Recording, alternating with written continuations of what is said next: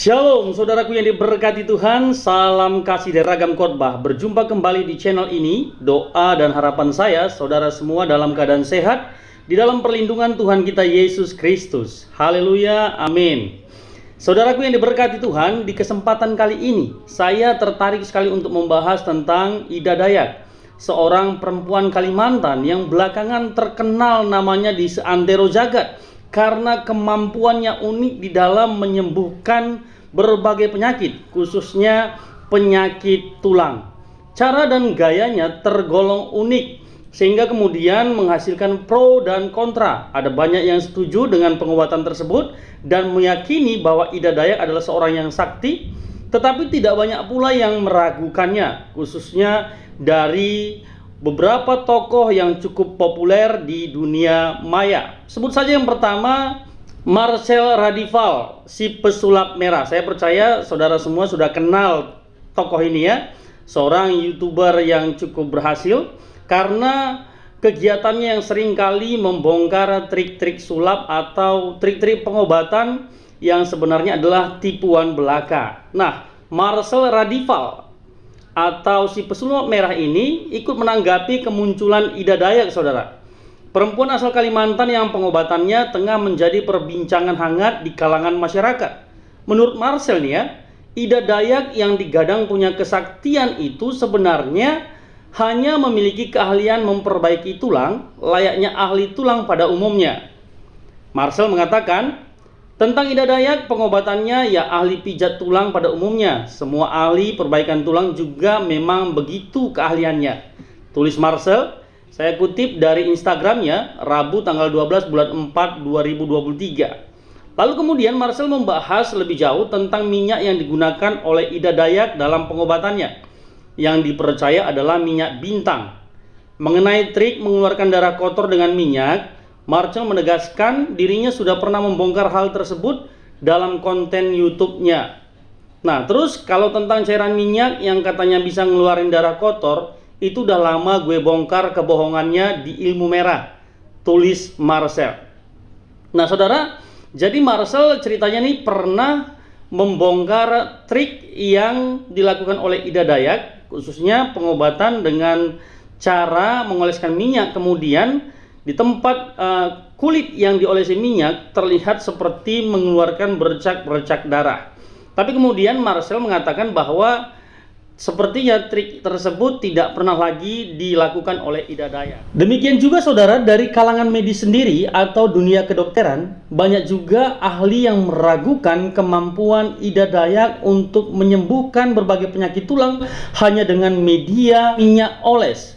Sebut saja misalnya, saya lansir dari republika.co.id Jakarta, Dr. Omar Lutfi, SPOT, pun ikut menanggapi cara pengobatan yang dilakukan Ida Dayak. Selaku dokter ortopedi, ia masih memiliki keraguan dengan metode pengobatan tersebut.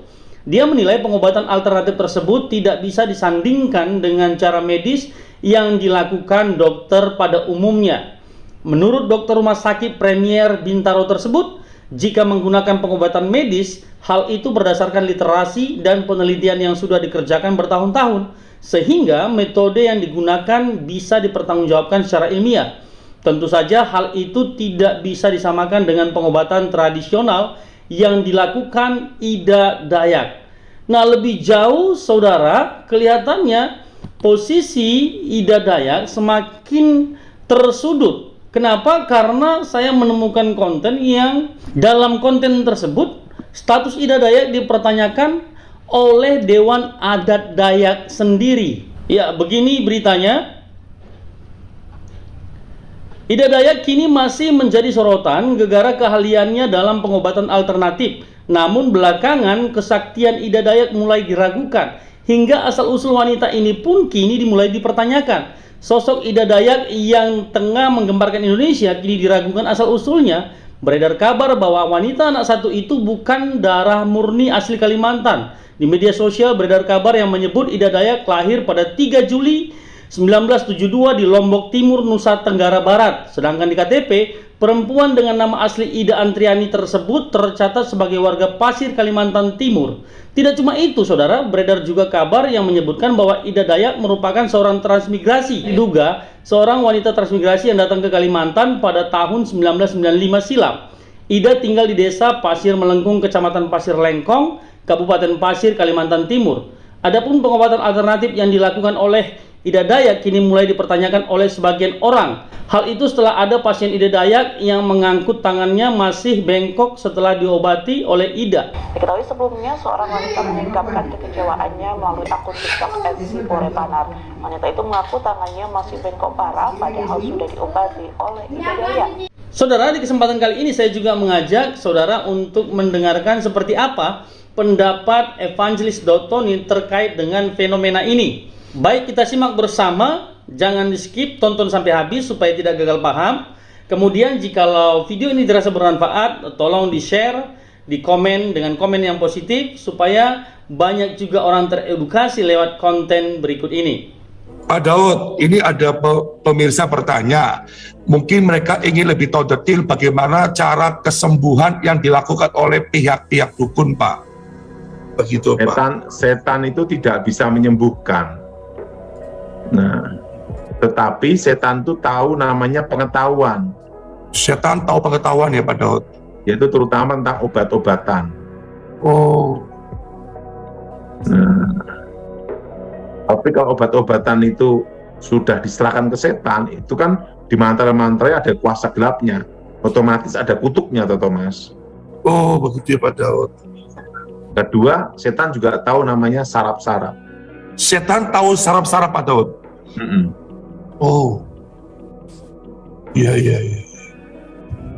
Jadi, berarti setan nggak bisa menyembuhkan, hanya apa, Pak? Hanya mensulap atau gimana, Pak?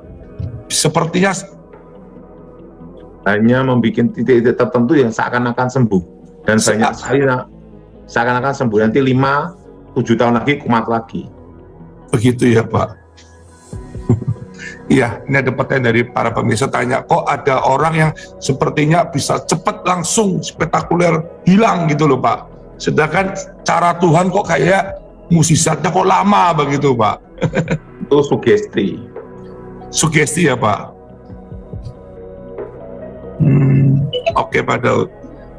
Nah, terus Pak Daud ada pertanyaan lagi, Pak. Apakah kita sudah percaya akan Tuhan Yesus masih boleh mengikuti ritual-ritual kepercayaan, Pak? Ritual yang berhubungan pemanggilan arwah dan roh-roh dan mantra-mantra tidak boleh. Tidak boleh, Pak. Nah, kalau hanya makan-makan bersama, kan lain cerita. Makan-makan bersama ya. Pak Daud, kan Pak Daud pernah beritahukan tentang info hipnotis dalam alam roh itu gimana, Pak? Hipnotis alam roh itu kan bisa lewat mimpi, jadi melalui alam bawah sadar waktu tidur, dua bisa melalui telepon, atau melalui media yang berupa namanya kekuatan batin. Kekuatan batin, wah, berarti bisa lewat telepon orang terhipnotis, Pak, begitu? Bisa. Bahaya, Pak Daud ya. Kelemahan hipnotis kalau dicuekin tidak diperhatiin, Thomas. Dan tidak terbawa sugesti. Bisa, Pak, prakteknya bilang halo, hanya berbilang halo itu bisa langsung terhipnotis ya, Pak? Tidak. Biasanya itu nawarkan jasa, nawarkan barang dulu. Oh. Misalnya jasa apa, Pak? Jasa penjualan gitu, Pak ya? Iya. Supaya kebawa namanya sugesti. Oh, berarti bahaya juga ya, Pak Daud ya? Bahaya. Nah. Cara menangkalnya gimana, Pak Daud? Dicuekin, jangan digubris. Dicuekin ya. Gini, Thomas. Iya, Pak Daud.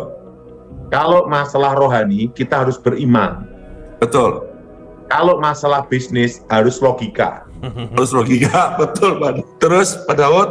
Ya. Satu lagi, Pak, apakah sugesti tentang kalau orang pelihara burung walet itu pasti ada kutuk atau kesialan, Pak? Tidak ada hubungan antara walet dan kutuk, itu tidak ada. Kecuali kalau waletnya itu menggunakan pemanggilan arwah roh-roh supaya datang waletnya. Nah itu kutuk. Selama tidak ada ritual ilmu gaib, tidak ada urusan. Padahal boleh berbagi pengalaman nggak? Karena kan kalau di Kalimantan itu orang percaya, orang biasanya kalau pelihara burung walet pasti anaknya cacat, sial, kalau nggak bangkrut gitu loh Pak. Ini ya, sebenarnya itu tidak ada pengaruh, tidak ada hubungan. Nah, tapi kalau orang bisnis walet itu kan hanya dirikan rumah, waletnya datang bikin sarang, kan jual. Iya. Nah, kadang sudah zona nyaman, kadang males. Terutama anak-anak cucunya, oh nongkrong aja gue dapat duit kan gitu. Iya. Nah, itu menjadi hal yang tidak baik. Demikianlah saudara, telah kita tonton bersama pembahasan tentang seorang yang fenomenal di Indonesia belakangan ini, Ida Dayak. Terlepas dari pro kontra yang dilakukannya terkait dengan kemampuannya menyembuhkan berbagai penyakit, khususnya penyakit tulang, tentu kita tidak bisa menuduh seenaknya sebab yang dilakukannya adalah kearifan lokal. Tetapi meski begitu, buat setiap kita yang cinta pengetahuan, harap dikawal pengobatan tradisional seperti ini, harap terus diawasi supaya tidak menimbulkan kerugian buat orang banyak. Sebab dikhawatirkan kalau banyak orang yang percaya sementara ditemukan bahwa pengobatan Ida Dayak dinyatakan tidak benar adanya, maka yang rugi adalah orang banyak juga. Kita melihat dalam setiap penampilan Ida Dayak ada ribuan orang yang rela berdesak-desakan mengharapkan sentuhan tangan Ida Dayak. Nah, semoga konten ini dapat memberikan pencerahan kepada kita untuk tetap waspada, untuk tetap arif bijaksana menyikapi berbagai fenomena yang terjadi di Indonesia, sehingga kita tidak terperdaya oleh hal-hal yang demikian. Sampai jumpa di konten berikutnya. Tuhan Yesus memberkati.